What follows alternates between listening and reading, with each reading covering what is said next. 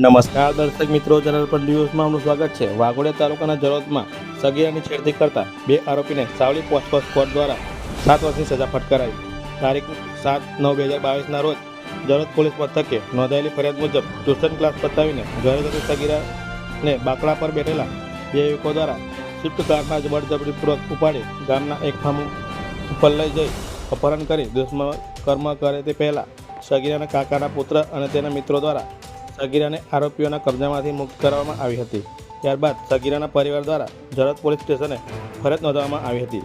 આ બાબતે સાવલી પોસ્કો કોર્ટમાં કેસ ચાલી જતા જજ શ્રી J.A. ઠક્કર દ્વારા કોર્ટમાં બંને આરોપીઓને કસૂરવાર ઠેરવી વિવિધ ગુનાના હેઠળ કુલ ₹1,15,000નો દંડ અને 7 વર્ષની સજા ફટકારી દીધી હતી। તેમજ વિક્ટીમ કોમ્પિટિશન સ્કીમ હેઠળ પીડિતાને ₹1 લાખ સહાય ચૂકવવા માટે ભલામણ કરવામાં આવી હતી।